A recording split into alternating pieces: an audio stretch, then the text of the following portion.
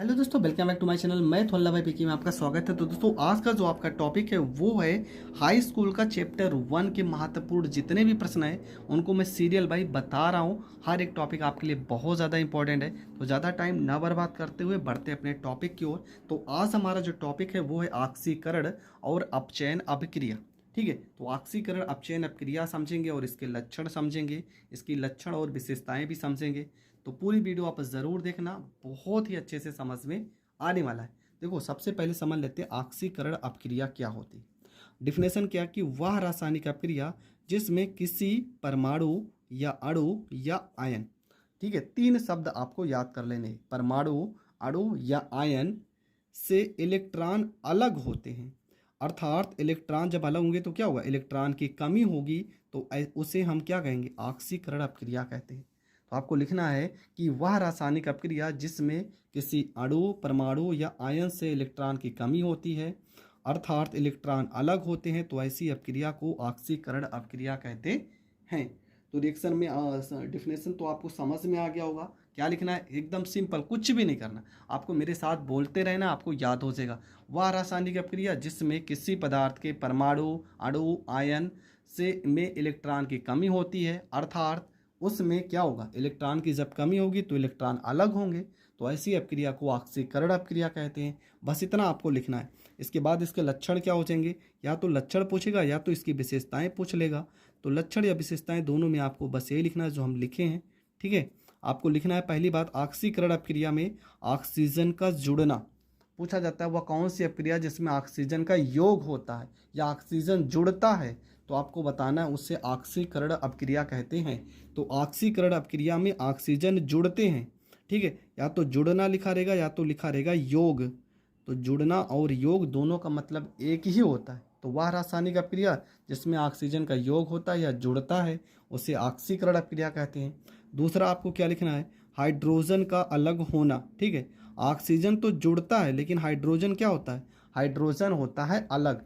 तो वह रासायनिक अपक्रिया जिसमें हाइड्रोजन का अलग होना और ऑक्सीजन का जुड़ना होता है तो उसे हम ऑक्सीकरण अपक्रिया कहेंगे। तो ऑक्सीकरण अपक्रिया में हाइड्रोजन अलग होता है और ऑक्सीजन जुड़ता है। इसके एग्जाम्पल यहाँ पे हम समझते हैं। जैसे यहाँ पे लिखा Na और यहाँ पे Na प्लस में इलेक्ट्रॉन। देखो यहाँ पे Na पे 0 चार्ज है, यहाँ पे Na पे देखो +1 का मतलब यहाँ +1 हो गया। यहाँ पर एक इलेक्ट्रॉन का मतलब समझ जाओ -1 हो गया। तो प्लस और माइनस कट के यहाँ भी 0 हो गया। इधर अगर 0 है तो इधर भी क्या होना चाहिए, इधर भी आपका 0 होना चाहिए।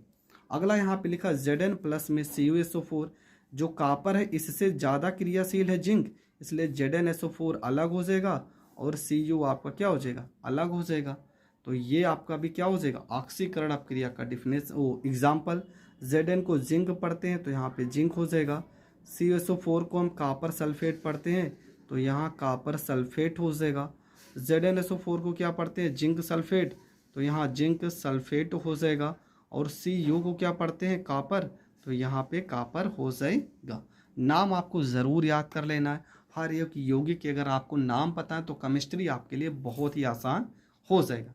बढ़ते हैं अगला, अपचयन अपक्रिया क्या होता है। ठीक है, तो आपको क्या लिखना है, वह रासायनिक अपक्रिया जिसमें सेम उसी का उल्टा करना है, किसी परमाणु, अणु या आयन, ठीक है, किसी परमाणु हो या अणु हो या आयन से इलेक्ट्रॉन, आयन में इलेक्ट्रॉन की वृद्धि होती है तो उसे हम अपचयन अपक्रिया कहते हैं। ठीक है, उसमें क्या हो रहा था, इलेक्ट्रॉन की कमी हो रही थी या इलेक्ट्रॉन अलग हो रहे थे। इसमें क्या होगा, इलेक्ट्रॉन की वृद्धि होगी तो उसे हम अपचयन अपक्रिया कहते हैं। सीधा सा आपको डिफिनेशन लिखना है कि वह रासायनिक अपक्रिया जिसमें किसी परमाणु, अणु, आयन से इलेक्ट्रॉन की वृद्धि होती है तो उसे अपचयन अपक्रिया कहते हैं। लक्षण इसके क्या है या विशेषताएं क्या है, उसमें क्या था, ऑक्सीजन अलग जुड़ रहा था, इसमें ऑक्सीजन का क्या होगा, अलग होना, या तो लिखा रहेगा ऑक्सीजन की कमी। ठीक है, ऑक्सीजन की कमी लिखा होगा, उसमें वृद्धि लिखा होता है। अगर ऑक्सीजन अलग हो रहा है या ऑक्सीजन की कमी हो रही है तब उसे हम अपचयन अपक्रिया कहते हैं। हाइड्रोजन का जुड़ना, इसमें हाइड्रोजन का जुड़ेगा या तो हाइड्रोजन की क्या होगी, वृद्धि होगी, तब भी हम समझ जाएंगे कौन सी अपक्रिया है, अपचयन अपक्रिया। तो अपचयन अपक्रिया में क्या होगा, हाइड्रोजन का जुड़ना या हाइड्रोजन में वृद्धि होना, ऑक्सीजन का अलग होना या ऑक्सीजन में कमी होना। ये अगर लक्षण दिखाई देंगे तब हम समझ जाएंगे कि अपचयन अपक्रिया है। अब इसके एग्जाम्पल समझ लेते हैं। यहाँ पे लिखा Na प्लस में इलेक्ट्रॉन, देखो यहाँ प्लस माइनस से तो कट ही गया, तो यहाँ पे सीधा सीधा बच गया Na। यहाँ पे ZnO प्लस में C लिखा है, होगा क्या, यहाँ पे C चला जाएगा O के साथ में, CO हो गया और Zn यहाँ पे अलग हो गया। इसका नाम है ZnO का नाम है जिंक ऑक्साइड। दोनों में से कोई एक रिएक्शन आप पेपर में ज़रूर लिख देना। जिंक ऑक्साइड हो गया।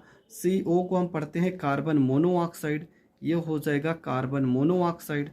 ठीक है, तो ये आपका बन जाएगा कार्बन मोनोऑक्साइड।